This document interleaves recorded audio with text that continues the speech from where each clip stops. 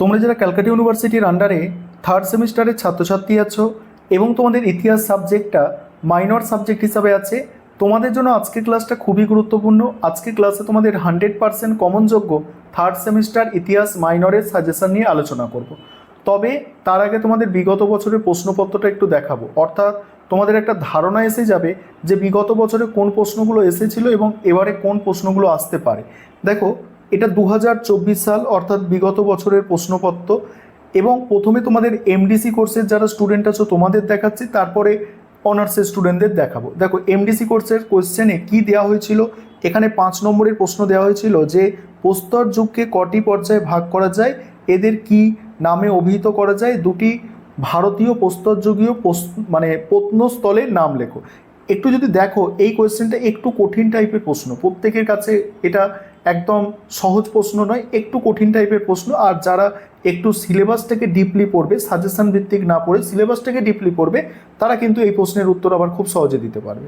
তারপর এখানে সহজ প্রশ্নও ছিল, এখানে 3টে প্রশ্ন লিখতে হবে। কি কি সহজ প্রশ্ন ছিল? তাম্রপ্রস্তর যুগ সম্পর্কে টিকা, প্রাচীন ভারতের ইতিহাসের উপাদান হিসেবে মুদ্রার গুরুত্ব, হরপ্পা সভ্যতার ধর্ম, ষোড়শ মহাজনপদগুলির মধ্যে গণরাজ্য সম্পর্কে আলোচনা করো, অষ্টাঙ্গিক মার্গ।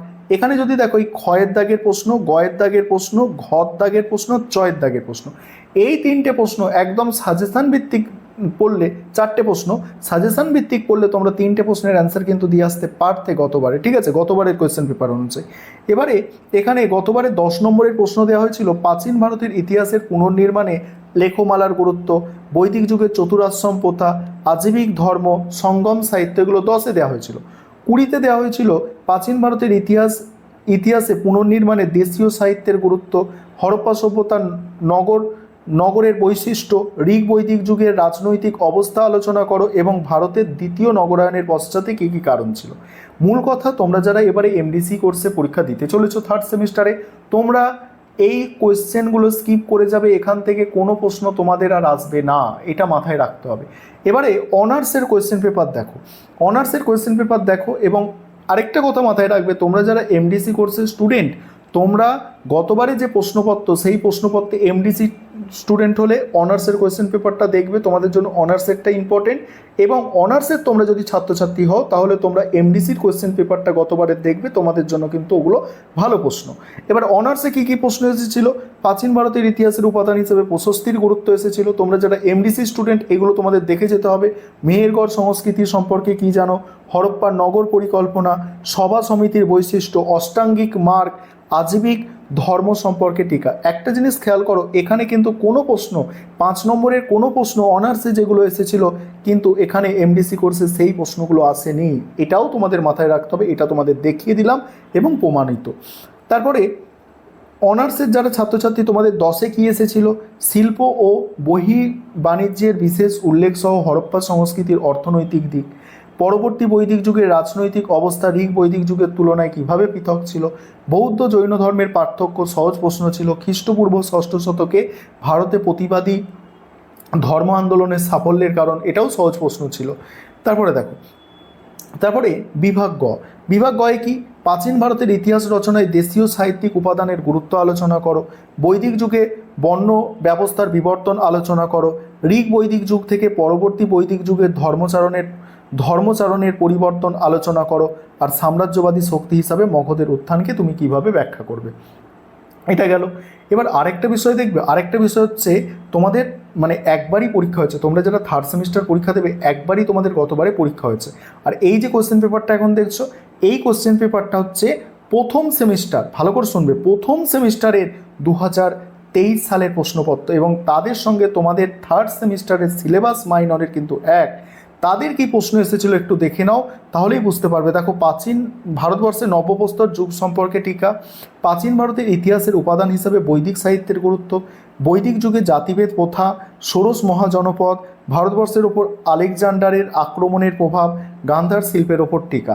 এটা প্রথম সেমিস্টারের প্রশ্নপত্র। এবং এখান থেকে দেখো, এখান থেকে যদি দেখো তোমরা, এখানে কিছু কিছু প্রশ্ন কিন্তু এখান থেকে কমন এসেছে, ঠিক আছে, কমন এসেছে, যেমন ষোড়শ মহাজনপদ, এইসব কোয়েশ্চেন কমন এসেছে।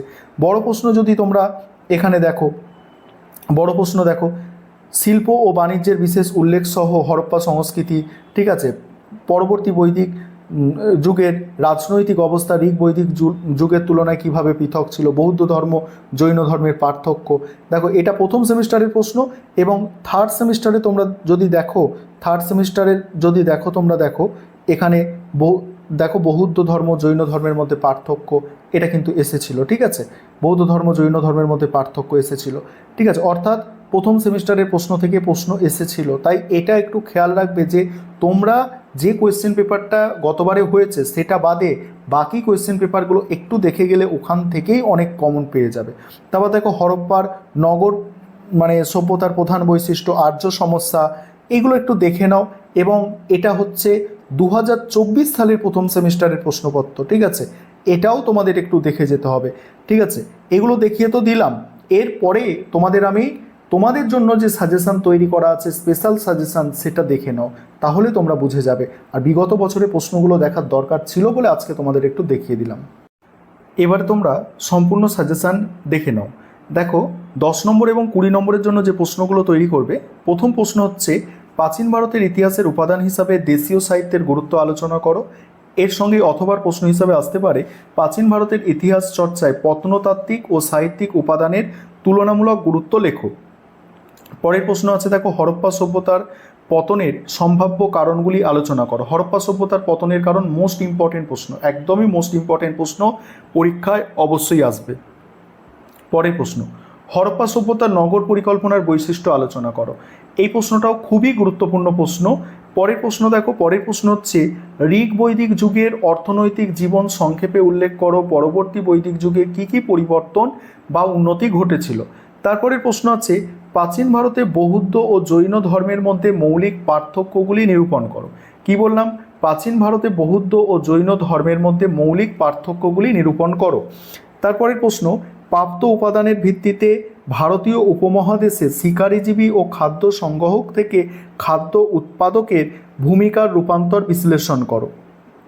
তারপর দেখো 16টি মহাজনপদের নাম এবং তাদের বর্তমান অবস্থা, অর্থাৎ এই প্রশ্নটা ঘুরিয়ে আসতে পারে ষোড়শ মহাজনপদ সম্পর্কে আলোচনা করো বা ষোড়শ মহাজনপদ সম্পর্কে টিকা।